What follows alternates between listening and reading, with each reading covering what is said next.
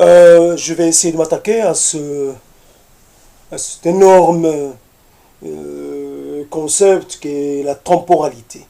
J'ai mis ça au pluriel parce que il y a catégorie de temporalité. Il y a moult temporalité. Donc la temporalité, je n'ose la définir, je dirais peut-être c'est la périodisation, le fait de le mettre en période. Les temporalités sont obligatoirement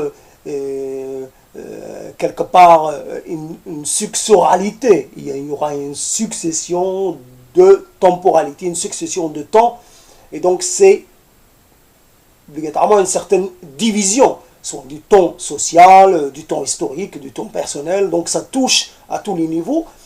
La temporalité, ça a failli être un sujet de thèse pour moi. J'ai été vaincu par la complexité de la tâche, et à l'époque où j'ai voulu m'attaquer à un sujet, je pense que je n'ai pas été capable, parce que c'est aussi un sujet qui a un côté philosophique, qui n'est pas que historique, et c'est le côté philosophique qui me manque. Donc, bien sûr, je ne maîtrise pas le côté historique, mais j'avais pas la capacité à traiter ce sujet à l'époque où je m'y suis intéressé. Reste un désir, reste une envie, reste un intérêt pour le concept. L'idée, c'est que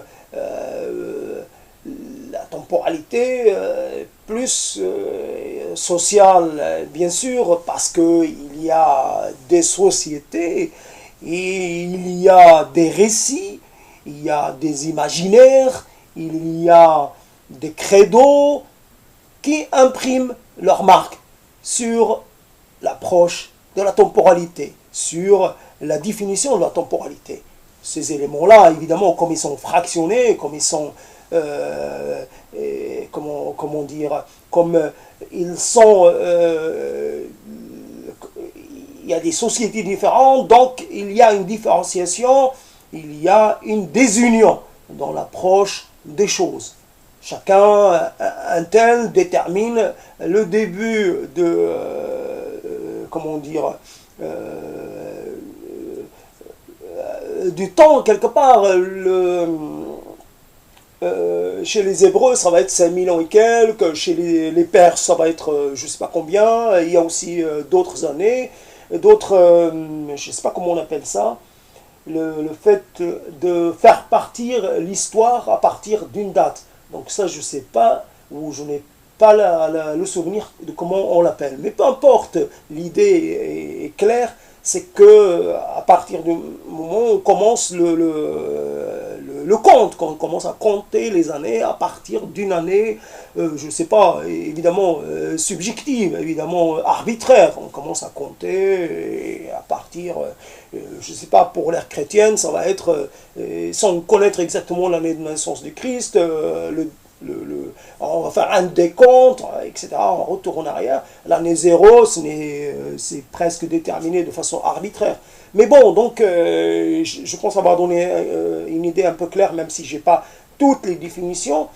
Donc, ces temporalités sont maintenues en vie, sont comment dire, réinventées, sont réenseignées, sont perpétuées parce qu'elles permettent la définition, parce qu'ils permettent la différenciation, ce besoin de se différencier, plutôt que dire, je ne sais pas, encore les préhistoriens, comment dire, varient à ce niveau-là. On va faire partie l'âge de l'hominisation à partir d'une date ou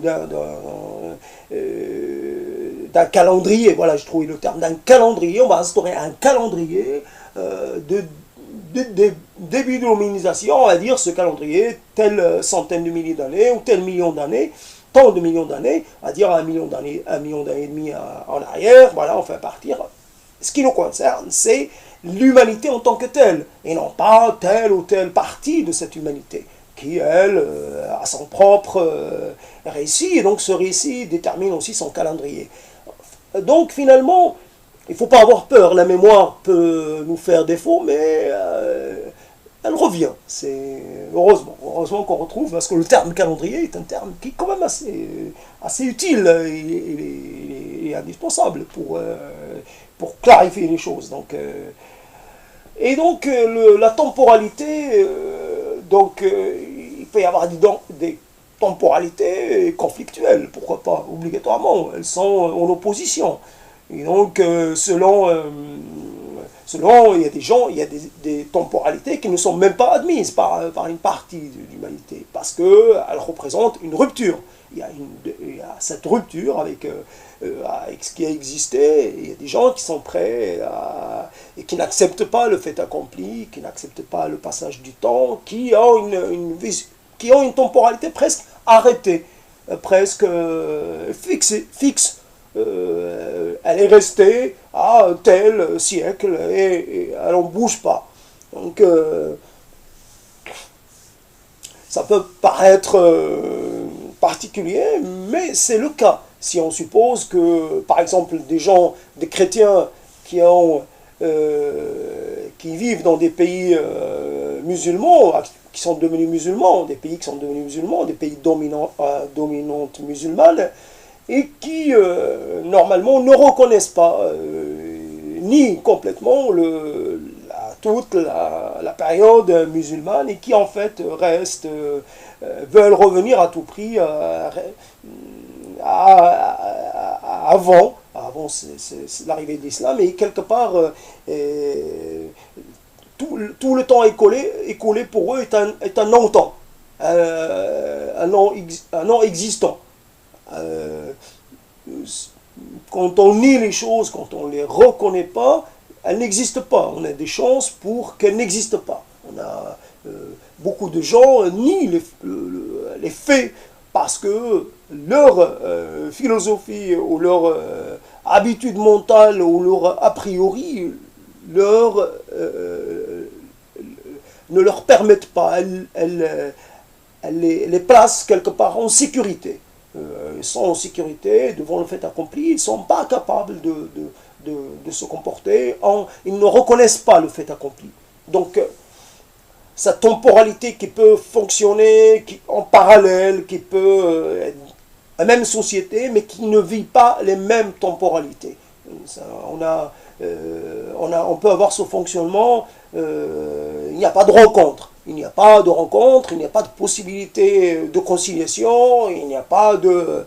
il y a une temporalité ennemie absolue, et donc le vœu ultime est que de la faire disparaître. Donc on a ces temporalités en opposition. Après on a les temporalités inscrite par ce temps qui a l'air, notre temps, qui a l'air d'être un temps qui est accéléré, ce temps rapide, de changement rapide, de changement qu'on a du mal à maîtriser, qu'on a du mal à intérioriser, qu'on a du mal à comprendre, des changements dans nos modes nos rapports sociaux, dans nos modes de détermination, l'anonymat, le mélange, le monde vu comme une globalité, les voyages sans cesse, les rencontres désirées ou pas désirées, la confrontation avec les cultures, avec les cultures, mais aussi les préjugés des autres. Cette temporalité qui a l'air de nous emporter, qui ne nous laisse pas le temps de souffler. Nous sommes aussi les initiateurs de ce changement. Quelque part, on cherche à une meilleure maîtrise de notre environnement, quelque chose qui nous permet de résoudre tous nos problèmes. L'idée, c'est de vivre un temps sans problème, une temporalité heureuse, une temporalité presque paradisiaque. Il y a des gens qui attendent d'aller je ne sais pas où pour réaliser pour vivre la bonne temporalité, qui ne, quelque part, leur vie sur Terre est considérée comme une parenthèse, comme évidemment comme presque non essentiel, presque sacrifiable, presque un entre-deux, presque une parenthèse, quelque part.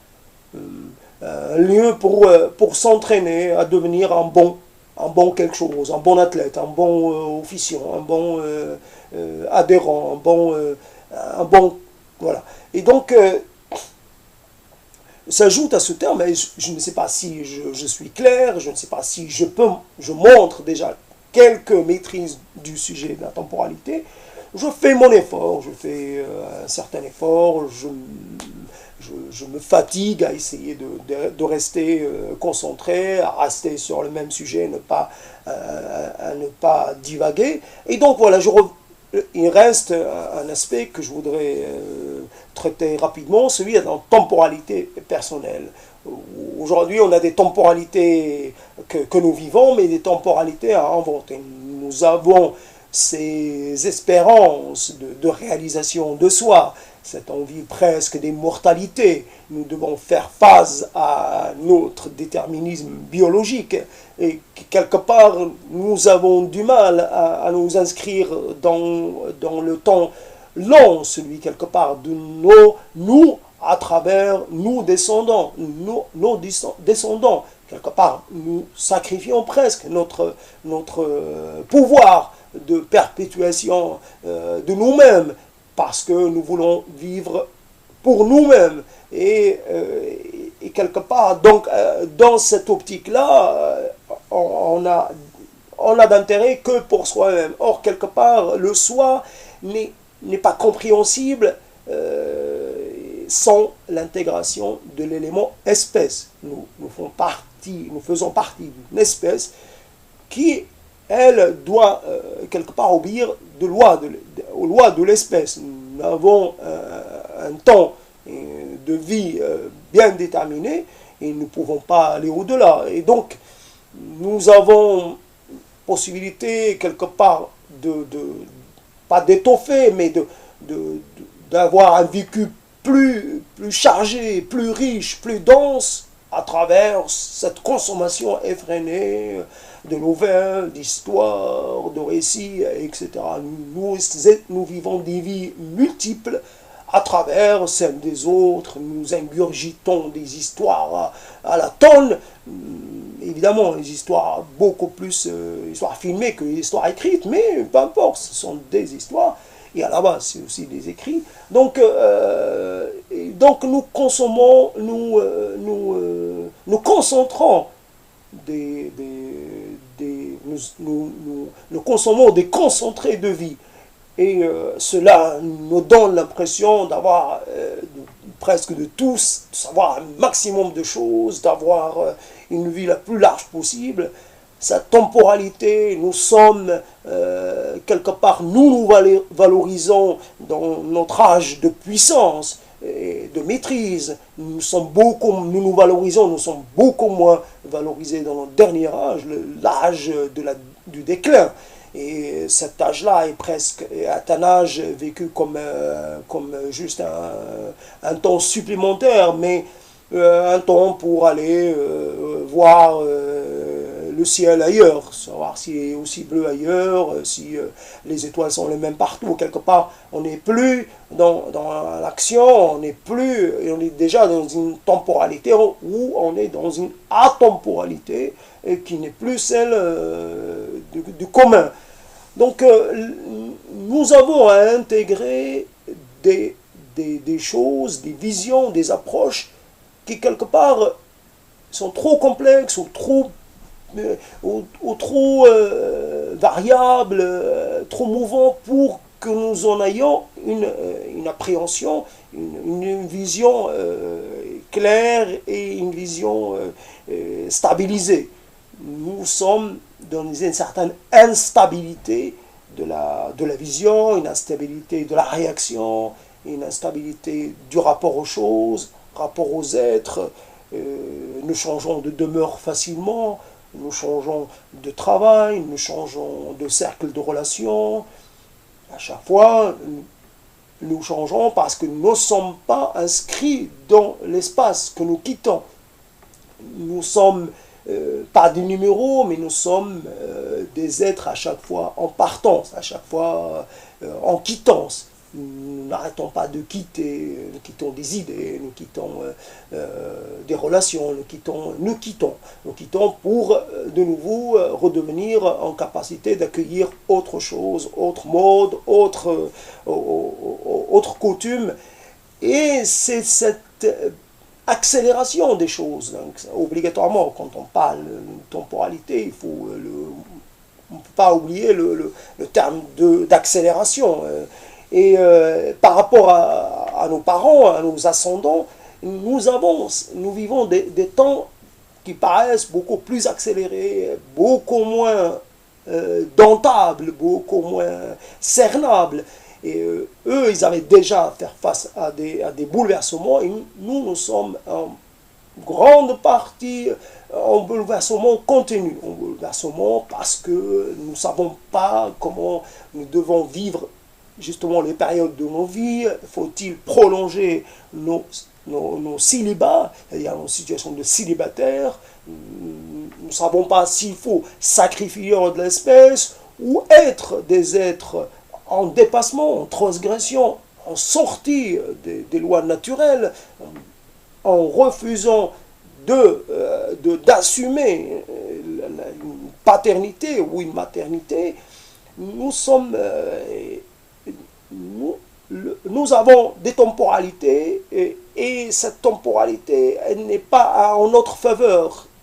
Nous avons à construire un capital, à installer des situations, et le temps, parce que nous démarrons un peu tardivement, et le temps de s'installer, nous sommes déjà dans la deuxième partie de notre vie, c'est-à-dire nous sommes déjà après l'âge médian, nous ne sommes plus en capacité d'envisager le passage à l'acte de procréation. Et donc à ce niveau-là, l'espèce est concernée, où qu'elle soit, est concernée par cette évolution. Et le travail hors du cadre premier, j'allais dire l'exil, non, mais l'expatriation, l'ex-territorialisation, le fait d'être ailleurs, toujours plus loin, empêche d'installer des temporalités visibles, des temporalités maîtrisables, des temporalités qui viendraient les unes après les autres dans un rythme contrôlé, dans un rythme assumable, dans un rythme gérable. Voilà. Donc, ai-je bien réussi à entreprendre, à initier cette discussion? Je ne sais point, je pense que c'est moyen, mais avoir la moyenne, c'est déjà quelque chose. Bon, je suis fatigué, donc parce que j'ai fait d'autres dires, donc j'arrête là. Et voilà.